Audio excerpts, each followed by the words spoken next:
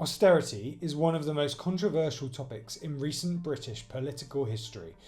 It was the defining mission of the Conservative governments led by David Cameron and George Osborne.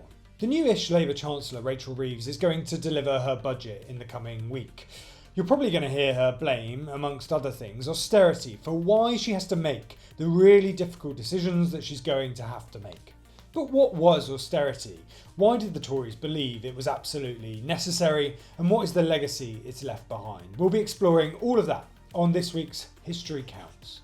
Thank you so much for watching. If you like political history that tells you how we got to where we are today, then do subscribe. I make a new video every week. To understand austerity, we need to go back to 2008 when Gordon Brown, a Labour Prime Minister, we talked about him last week, was in power. Britain, and indeed the world, was hit by the global financial crisis, and in a bid to limit the turmoil, Gordon Brown bailed out the banks, spending hundreds of millions of pounds to do so.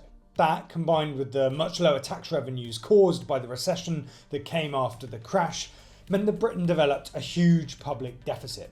We were spending much more than we were bringing in. For many, that was a problem, and in 2010, the state of the economy contributed massively to Gordon Brown's defeat in the election of a Conservative-led government in coalition with the Liberal Democrats led by David Cameron. David Cameron and his Chancellor George Osborne promised to get spending under control. They argued that Britain's biggest ever peacetime budget needed to be brought urgently down. It was framed as a moral issue. Why, they said, should future generations pay for our spending today? Conveniently, it also fitted a long-term Tory view of the economy, which is that the state should be smaller and private enterprise should be freer. Austerity then was the programme of spending cuts designed to reduce the deficit. It was presented as the only choice. Labour, to some degree, even went along with it. It was the defining issue of the early 2010s, and by 2016 the government had had some success reducing the deficit. It had come down from 10% of total economic output to just 2%. But it wasn't without critics, nor without impact. With government spending subdued, economic growth was low for much of the decade. Public services across the board took a hit. Local councils in particular took the brunt of the spending cuts, but services like the NHS struggled. Homelessness grew massively and welfare cuts hit the poorest in society. Child poverty grew massively.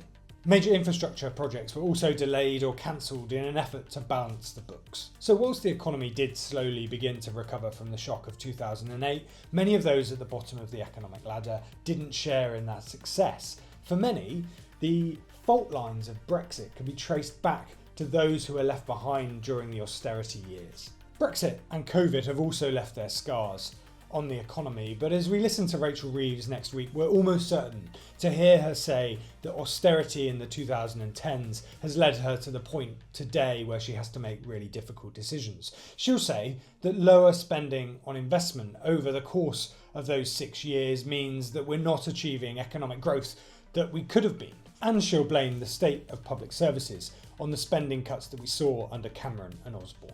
Rachel Reeves has to deal with a budget deficit all of her own now, and with the government all but giving up on making any savings in terms of spending on welfare, tax rises are likely to be the way that she fills the black hole in her budget. She's desperate for her plans not to be called austerity, which is a sign of just how politically toxic the term has become. The austerity programme effectively ended nearly a decade ago, but we're still living in the world that it created. Thanks for tuning in to History Counts this week. Please do subscribe. I'll be back in another week's time.